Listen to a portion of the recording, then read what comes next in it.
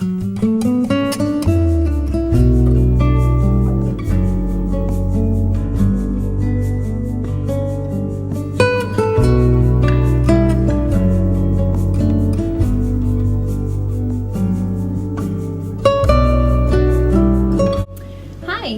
welcome to episode 7 of the Noble Character Crafts podcast. My name is Amy, and this is a podcast all about my life as a knitter, a crocheter, and a hand dyer of yarn. You can find me online on Instagram and Etsy at Noble Character Crafts, and on Ravelry at Noble Character. And I also have a group for this podcast on Ravelry under Noble Character Crafts Podcast. In the Ravelry group, you can find show notes for this episode and previous episodes. So please join us over there if you would like. Today is Wednesday, December 6th, 2017, and I am coming to you from eastern Nebraska, where I live on a farm with my husband and our 5 children. A huge welcome to any new or returning viewers. Thank you so much for joining me. I am currently co-hosting a knit-along along with Kay of the Crazy Sock Lady podcast for our cable cal, which is running from November 1st until February 1st. And that is for any projects that you have that include cables. And that can also include any whips that you may have, as long as they're less than 50% completed. Kay and I both have chatter threads and finish object threads in both of our Ravelry groups for that knit along. So please join both of our groups, and if you have any cable projects, enter them in. Today I have a hot cup of chai tea in my Christmassy mug that I showed you last time. It says Season's Greetings, and I love it. So it is snowing today, off and on, which is so exciting. We haven't had snow since Halloween, so I'm so excited to have snow. I hate having a brown Christmas, so I'm really hopeful that we have a white Christmas. Okay, I am going to start off with some finished objects. The first you can see right back here is the Wyatt sweater that I made for my 8-year-old son, and it's completed, but it does not fit him. It's way too huge. It's way too huge, especially in the arms. The arms are very long, which this is the second time that I have made the Wyatt sweater by Crochet-a-long. And the first time I made it for my 4-year-old son, and the sleeves turned out way too long on that one too. So you would think that I would have made an adjustment so that this one wouldn't have had the same problem, but I didn't. After I got it done and tried it on him and saw that the sleeves were way too long, I'm like, oh my word, what was I thinking? Of course the sleeves are going to be too long. They were too long the first time I made it for my younger son. Well, anyway, my younger son is pretty small for his age, so I thought that was why the sleeves were too long. My 8-year-old is average sized, I think, and I mean, he wears a typical size, a size typical for his age, a size 8, and he's 8. Whereas my 4-year-old can still fit into size 3 clothes because he's pretty little. Anyway,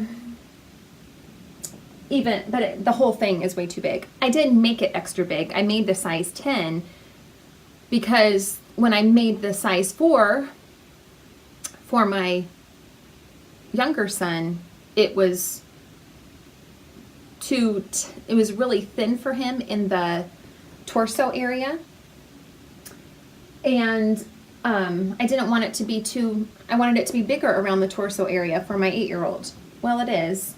It's still a pretty slim fitting sweater pattern though. As you can see, I did not do the pattern calls for a double moss stitch, and I just did stockinette though. Anyway, it'll fit him someday, I hope.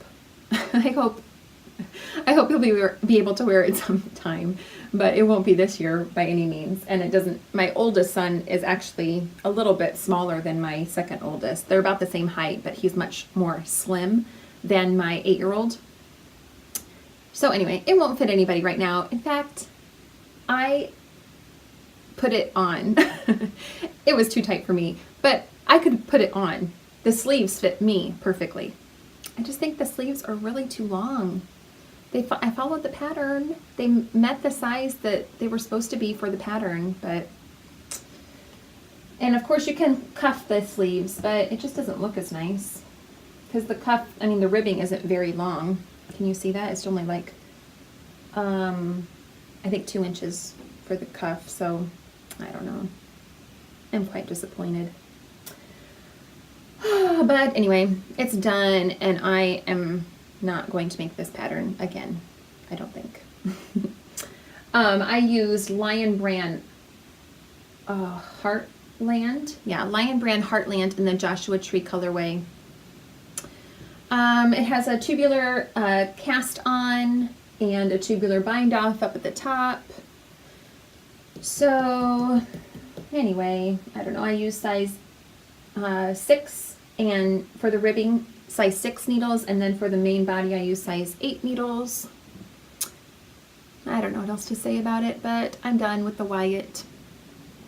We have had our time together, and both of the sweaters that I have made have not turned out like I want them. In fact, I have made 4 garments. I have made a sweater for what I thought was going to be my oldest son, and that turned out too small. It fits my daughter, which is fine. It's blue and she likes it. She has blue eyes, so it looks beautiful with her blue eyes. So it's okay, but it didn't turn out how I wanted it. Then I made the sweater that I showed you a few episodes ago that did not turn out. That was for myself, the cardigan that I will never wear. Then I made the smaller Wyatt sweater for my younger son. That's too big. This one's too big. I don't have a lot of luck with garments so far, but I'll keep trying. I'll talk to you later about a new garment that I want to start. So I'm not giving up. Anyway, I'm giving up on that pattern though. I'm done with it. Okay, my next finished object is this pretty heart square. So I was contacted by Lindsay of the Lottie and Albert podcast. And she also has a blog, and she's Lottie and Albert on Instagram. And she is co-hosting a Crochet-a-long along with Jen of Just Little Jen. They are co-hosting a charity Crochet-a-long, and they asked several crocheters to come up with a design that included a heart. And so she asked me if I would design one, and I actually made a Afghan for a friend quite a while ago, but used basically this same pattern that I had come up with, but at a larger scale. There was just one huge heart in the middle of this large squared Afghan. And anyway, so I used that same stitch idea to make this square. Anyway, the charity cowl is for a little girl named Grace, who was born with only half of her heart that works properly, and she has already undergone 3 open heart surgeries. This charity cowl is going towards Little Hearts Matter and the Bristol Children's Hospital. So if you go to Lottie and Albert's blog, you can find the patterns for the different designs for these squares, and they're free on her blog, and you can crochet some squares and then send them to the UK, where they will then piece them into an Afghan to raffle to raise money for those organizations. You can also follow Little Hearts for Grace on Instagram, and you can use the hashtag Little Hearts for Grace for any squares that you are able to make. They are made using DK weight yarn, and Grace's favorite color is purple, so they're encouraging people to use purples for the squares. I used my own yarn. The light purple is my Ponders colorway on my Josephine base, which is my DK base, which is 75-25, 75% superwash merino and 25% nylon. And then the other color is just the bare yarn. And I used a size H hook, which is a 5mm hook. This is worked in the round, and then you just work over when you change colors in the rounds. Then you work over the unused yarn so that you can hide the yarn and you don't have quite as many ends to weave in. So that's nice. Let's see. This cal is running through the end of January, so there's plenty of time to participate. I think that is all that I can think of for that. But it would be really wonderful if we could get lots of people to help out with that. And then there is also an opportunity for you to donate money to the organization or to the fundraiser, the charity, on the blog, Lindsay's blog as well. Again, that's Lottie and Albert. Oh, I forgot. I am wearing my Tobermory shawl, which is a pattern by Helen Stewart of Curious Handmade. And I made this using 100% alpaca that I had gotten from a Wisconsin farm called Rolling Wood Hills Alpaca Farm, I believe. And I love it. I adapted the pattern to include one extra chevron stripe to represent my 5 children. And I wanted it a little bit bigger, and I had the extra yarn, and so I thought, oh, that'd be fun. There was only 4 chevron stripes in the original pattern, so I added one more. So anyway, the alpaca irritates my skin though, so I like wearing it like this because then it doesn't touch my skin and it still keeps me warm, so that's nice. Okay, so I'm going to move on to works in progress.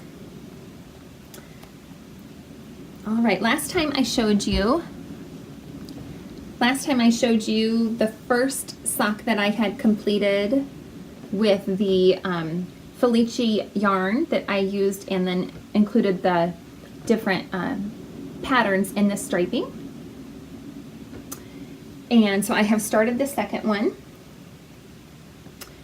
Oh, I guess I had shown you this time. This is where I was last time I showed you. So I've worked the stripes again in the same pattern that I had last time.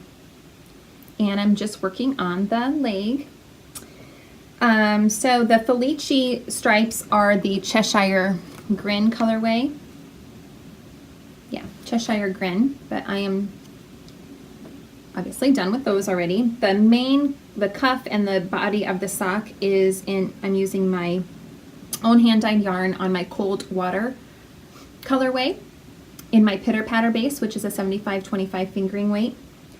And then for the heel and toe, I'm using the Spring Rain colorway. So I will continue working on this until I get to the toe, and then I did an afterthought heel on these, so I will go back and insert the afterthought heel.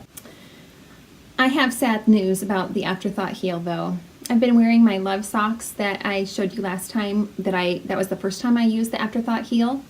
And I love the construction of the afterthought heel because it's super simple. It's just basically like a toe, but on the heel. But I do not like the feel of it wearing it because, so there's this ridge here where you Kitchener the heel together, and I'm stepping on it when I wear my socks. You know, it's basically, you know, it kind of slides down. I'm constantly tugging on the heel to try to get that seam to go up over my heel when I'm wearing them. So maybe I need to adjust the way that I make the sock. Do I need to make the foot longer? Do I need to make the leg tighter so that it doesn't slide down? Or is that just the nature of the afterthought heel, that there is that seam that you can kind of feel under your foot? Maybe I'm just sensitive to that and bothered by it when most people aren't. I don't know, but it bothers me. So I'm kind of discouraged because I really, really love making the afterthought heel. So I was hoping I could use that more often. But unless somebody can give me some tips of what I should be doing differently, I don't think I will do the afterthought heel on the next sock that I make. This project is in my Allison Barnes collection project bag. Okay, my next work in progress is in my Creative Frenzy project bag. And I showed you this last time. These are the Arne mittens by Kate Running. And so last time, last time I showed you, I had worked this first mitten, and I let you know that it was too tight. I had started on US size 3 needles, which are 3.25 millimeter, which the pattern calls for, but they were too tight. I can get them on, but they're just not comfortable. So, I'm using Knit Picks Wool of the Andes in the current colorway, and white, of course. So this is the second mitten, and I made this using US size 4 needles. And it's better, but it's still a little too tight, especially right around here, around the wrist. But I'm happy with that side of the color work. This is my first color work project, so I'm trying to be easy on myself, but I'm a perfectionist and it bothers me that this is not very good yet. But I mean, that side does look great, really. The palm, I think, is a terrible mess. And the sides, especially this side, there was actually like a hole right there where my finger was poking through. There still is. So I tried to fix it and I made it worse, I think. Well, I mean, at least there's no hole there, but the stitches are really bad. And then when I got to the top, for some reason, I got messed up on the stitch count, and I should have ended with 3 stitches on the top, and I only had 2 stitches left on the top. So it's really, I think, extra pointy.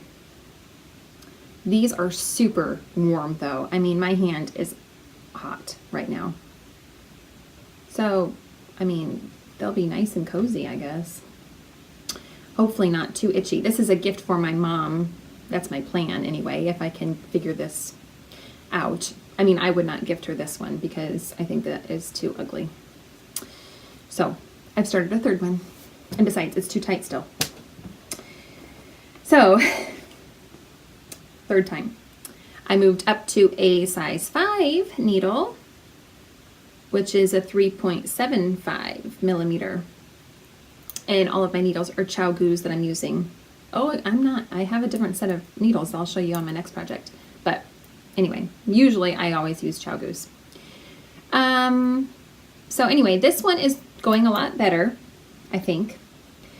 I did get a couple of things from Knit Picks. They are yarn stranding guides. So I got this wire one. Here, I'll take it out of the package. I tried this wire one first, which I wasn't happy with. So it goes on your finger, and then you work the yarn through those loops, and that's supposed to keep your yarn separated better. But this one, the yarn kept coming out of the loops, and this, as I was working, would slide down and twist around my finger. So I wasn't happy with that one. But these were like less than $2, I think, a piece. So I mean, it's not an investment. I'm not out anything really, not out much. So that's okay. And then this second one, I was a lot happier with. This is a plastic one. The finger piece is tighter, and it has a little bit, I don't know, it has this kind of a clasp, and it just fits more snugly on my finger. So this one also has room for 3 or maybe even 4, but I don't know that I'd ever do any color work that included 4 colors. But definitely if there was 3, I might try this as well. I did make this second mitten, the majority of it, from basically as soon as I got it, I started using these. And I think I had already worked up to this section before I got these. And then I used this for the rest of this mitten. And I was really happy with it. I thought it was working really well. It was working really well, except as you can see, my stitches are just so uneven. And so I wanted to try not using it again for this third mitten. So I revisited Kristen of the Yarngasm podcast's recent tutorial that she put out regarding how to hold 2 strands of color work in your left hand, continental style. And she describes how she puts the yarn on her finger and on her, wraps it around her fingers. And I got it finally, how she does it. It's kind of like this. Well, go watch her tutorial. I'll try to put a link to it in the show notes. But that seems to be working a lot better. I've been using that method for this so far, and I think my stitches are a little bit more even. The problem with this little purple tool that I was using was that the white strand, for some reason, was always really, really loose. And so I kept having to pull on it to get it tighter. And I'm thinking maybe that was why my stitches got to be so uneven. I'm not exactly sure. And of course, it's just practice too. I just need to practice more. I also looked up a tutorial from a few different places, but the one that I followed was the one from Very Pink Knits, because I noticed on this mitten that my jog was pretty bad on those stripes there. So I looked up her tutorial of how to fix jogs, and it's better, but it's still not very great. It's kind of okay from that angle, but you can still see that white strand, I don't know, coming through. It's okay. It's just a little detail, but it kind of bothers me. But this one, the fit of this one is a lot better. I think my mom will be a lot happier with the looseness of this one, the fit of this one. So anyway, I was pretty frustrated last night when I finished that mitten and I saw all of the mistakes, and especially up near the point how many mistakes I was having. I was getting really frustrated, but I do not want to give up on color work because I just really love it and I like a good challenge, so I want to keep trying it. I don't want to give up, so I am. I'm going to just keep practicing. It's really similar to learning how to knit though, in a lot of ways, because you just have to keep trying and trying and trying. So I am. Hopefully I'm getting, and so this time I'm making I made 2 right mittens so far. I mean, half of one and then almost one. And I'm making a left one now, which I know I'll have to go back and make a right one because these are on bigger needles, but anyway, I just thought I'd change it up and try a left one instead. Okay. My third work in progress is a new cast on. I haven't gotten very far. This is also in a My Creative Frenzies project bag. And I have started the Mischiefmaker socks by Casey Mara of the Creative Musings podcast. And I have just started on this one. It is use a German twisted cast on, and then it is a, what is that called? A twisted? What is that called? The ribbing, well, you use a twisted stitch for the knit stitch. Anyway, it's 1x1 twisted ribbing, I think it's called. I am using DPNs. My first time using DPNs for a sock. These are Knitter's Pride Carbons in a size 0 2mm needle, and I didn't have any circulars size 0. I have only a size 1 is the smallest needle I have, so this was the only size 0 needles I had. So I'm trying using DPNs, which is going pretty well, although I think my ladders are pretty bad. But hopefully it won't be too noticeable once it's stretched out on the leg. I think it'll be okay. I don't know. I'm making the cuff a little bit longer than what the pattern calls for, just because I like my socks extra long.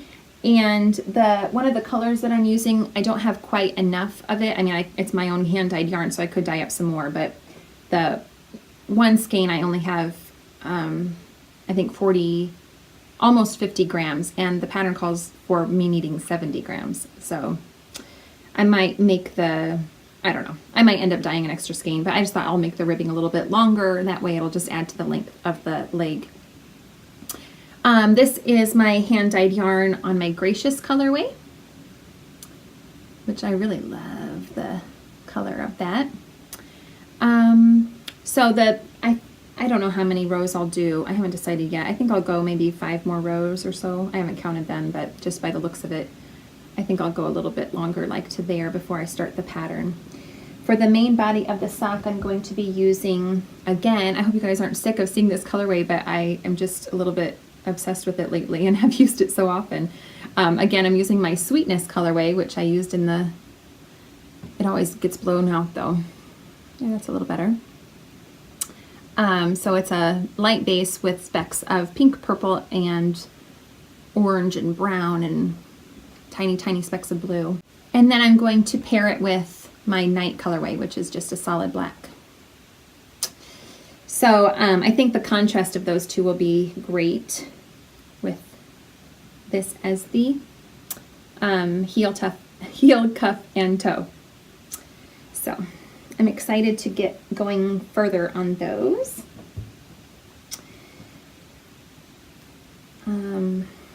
Okay, so that's all my whips right now. I only have 3 things on the go, but I am getting ready for some new cast-ons. So the first one is, the next project I want to start is the Time Trades shawl by Caitlin Hunter. And I am going to be making this for a friend of mine who saw my starting point wrap and loved it, especially the base that I used. I used my Radiant base, which is 70% superwash merino and 30% silk, and she really loved the feel of that yarn. And she asked me to make her a shawl, and said I could do whatever I wanted as long as it was in that yarn and pick any colors I wanted. So I told her I would do that. So for the Time Trades shawl, okay, it says you will need 7 colors, a gradient of a set of 5 mini skeins, and 2 complementing main body colors. So for my gradient set, I am going to use, I don't know, I can't really decide. Maybe you guys can help me. I know the first 4 colors. Okay, here's the first 4 colors of the gradient set that I think I'll use. So these 3 are new colorways that don't have names yet. But this one is my Tranquil colorway, a very light pink. And then for the darker color, because you need a set of 5. So the darker one, I'm not sure if I should go with the Night colorway, which is the black, or if I should use my Strength colorway, which is a deep brown. I don't know. I can't decide. These are none of these are on the right base. These are on my Pitter Patter base. This is on my Twinkle Toes base, but just to get an idea of the colors, I need to dye up the yarn in the right color. I don't know. What do you guys think? Which one looks better, the black or the brown? I'm kind of going towards the black because she wears a lot of black, so I think she might like that better. And then for the 2 complementing main body colors, again, I'm going to use my Sweetness colorway just because it goes so well with these. I mean, it's all like the same shade. Get that brown out of there. I don't know. It goes so well with those. And then I'm going to dye up a new colorway that has all of these same colors basically, but more saturated, more speckles. I might even do more of a base color like this, or the Tranquil for a base color, and then speckle it pretty heavily. so that it will have more of a contrast. That's my thought anyway. So I'm hoping to get those dyed up this week and get started on that for her. I was hoping to get it done by Christmas, but that's not likely. Her birthday's in February, so hopefully I'll have it done for her by then.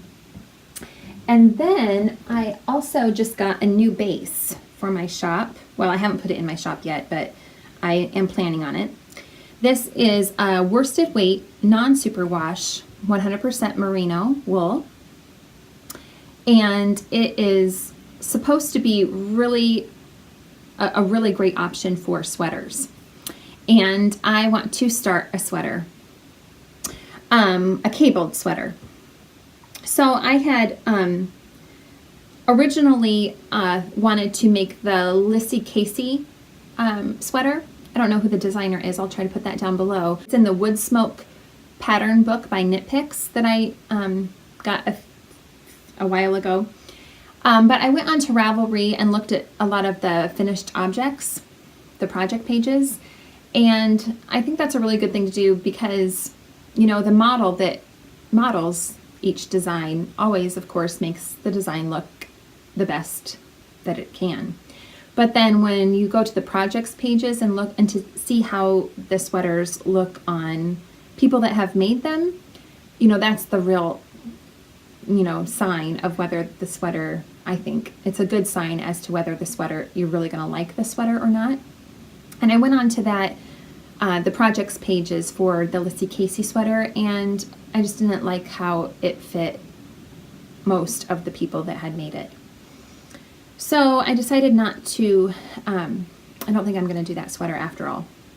So I went searching for a different pattern, and I'm kind of torn because I really like this one sweater pattern that I found, but it only has one project. So I'm afraid that, you know, there's no project. If the Lissy Casey had only had one project, then I probably would have made it and not liked it, I'm afraid. Maybe I would, you know, it's hard to tell, but I've just had such horrible results with my sweater making that I'm really hoping to get this one right. So anyway, the sweater that I'm really thinking of making is called Joy, and it's by Raquel Oliveira.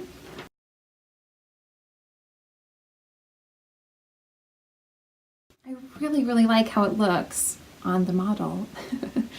And I think I will really like it. I'm trying to base it off of a sweater that I wear a lot, the shaping of it. And I love how it has really long sleeves on her. I love the shape of the neckline. It's not too fitted, which I like.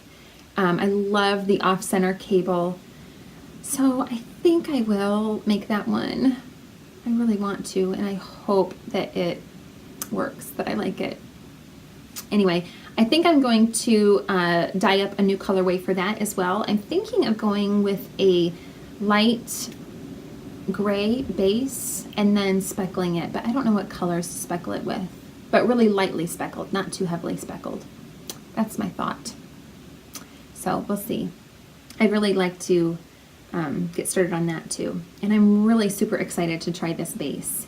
I am seriously considering bringing in a whole line of non-superwash bases because I really am more and more interested in non-superwash lately. So, all right. So those are my plans for future knitting.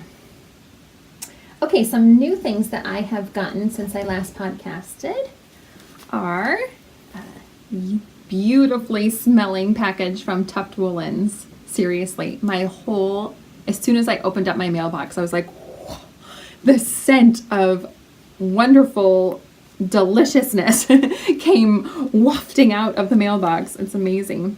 So I was able to shop on Black Friday for the update that she did. She said that she was giving away these bags along with the first orders that came through that day, I think was the idea. Anyway, so I got a lot of delicious things. Oh, this one got torn. That's too bad. That wasn't her fault. It wasn't like that. I dropped it. It was in my cupboard and it dropped, and it must have ripped when it came out. But this is the chai spice scent that the girls on the Hey Sister podcast have talked about this scent so often that they love it so much. I wanted to try it. It is really nice. And then I think these are a couple of new scents. This is plum and amber. I wish you could smell them, but oh, it's really nice. It's, I wish I could, oh, it's beautiful. On her website, she has descriptions of each of her scents, you know, to describe them a little bit better. This one is spiced pear cider. That one's really nice too. They're all really warm and cozy smelling. And then I got a couple of these are all sock soaps, by the way. She also sells, I think, body soap, but those are all sock soaps. And then these are the lanolin hand and body balm. And I got the autumn berry scent. It's really nice. And the chai spice of that as well. And then I also got a lip balm in the lavender and mallow scent. So this is so, I just can't describe this scent. It's so wonderful. If you haven't tried Tuft woolens, you really should. Her products are just really, really wonderful. And then I also got some yarn from Amber of Maker's Haven. Here's her card. Oh, I love these so much. Seriously, when I got these in the mail, the colors are just so much more rich than I expected. They're beautiful. This one I love is called Vintage Christmas.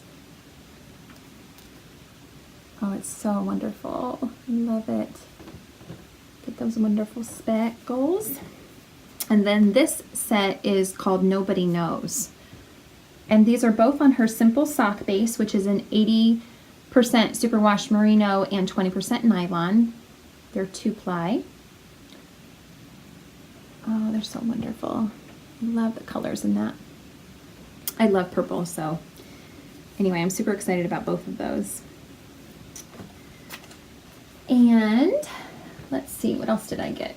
Oh, with my order that I got from Knit Picks with those yarn stranded things, I also got a lint shaver from Knit Picks. It was also inexpensive, but I just wanted to try it to, especially for these socks that I showed you before. They're made out of Patton's Croy, and they got a little bit pilly when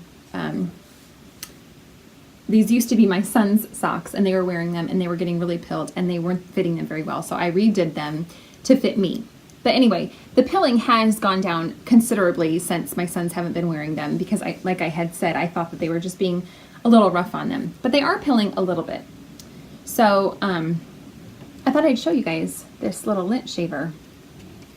So it just has an on thing. I hope this won't be too loud, but I just wanted to show you. So you just go like this, run it along there, and it has like a little fan inside, I think, or blades, I guess. And can you see down below? There's all the little lint it got off, or pilling. It works really well. I'm happy with it. I mean, I don't know how long it'll last, but because it, like I said, it wasn't expensive, but I thought I would just try it out.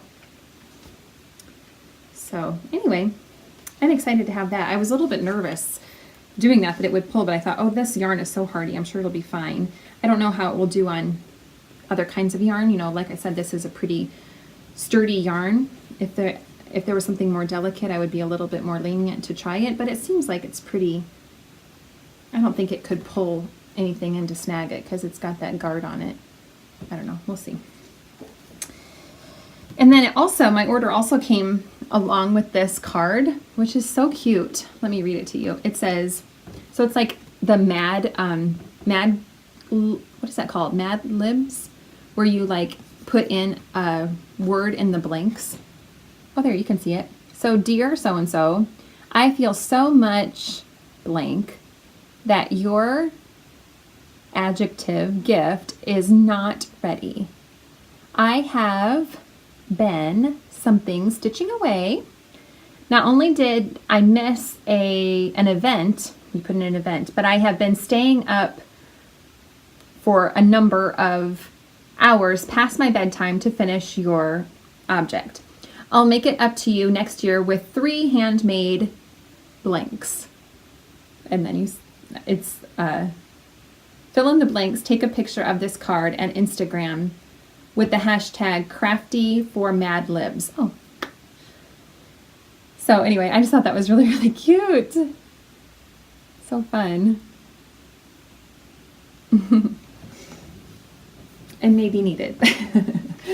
Because, like I said, my mom's not expecting a gift from me at all, but I would really like to get those mittens made for her, and I'm having doubts with my luck with the color work lately. And then I also have plans to make a pair of mittens for my stepdad too, but we'll see.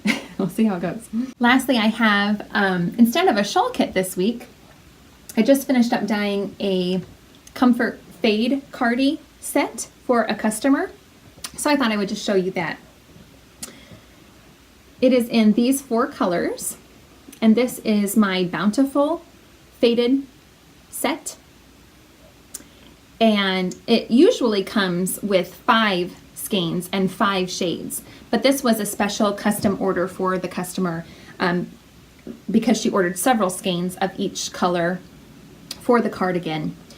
So they're this nice gradient of from tan to darker brown, and they're speckled with the deep orange, brown, and teal. So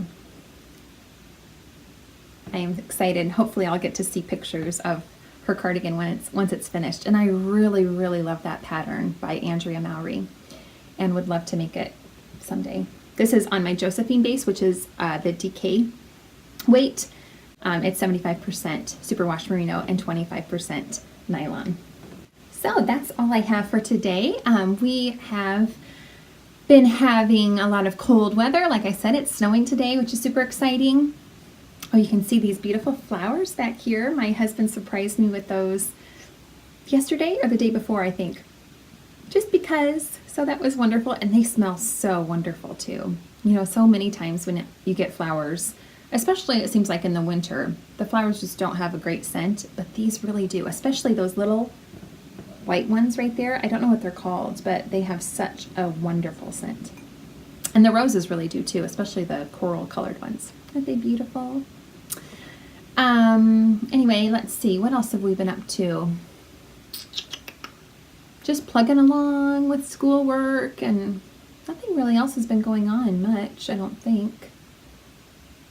Yeah, we've been kind of boring, I guess, but we've just been watching Christmas movies, and my kids are trying to learn a couple of Christmas songs for church. And I, like I mentioned a couple episodes ago, I love to sing and I play the guitar. And so anyway, I've always loved songs, and my kids, especially my 2 oldest boys, they just are not musical. They don't sing, and they don't sing. It's really hard for them to learn songs. So I've been practicing. We're trying to learn Joy to the World and The First Noel. And it's a struggle. We practice every day, and I don't know. I'm just hoping that they'll be able to sing with their classmates in front of the church when time comes. I don't know. We're going to keep practicing. But anyway, it's okay. They'll do the best they can. So other than that, I think that's all I have for today. Thank you so much for joining me. If you would like to give this episode a thumbs up and subscribe, that would be wonderful. Thank you so much for joining me. Bye.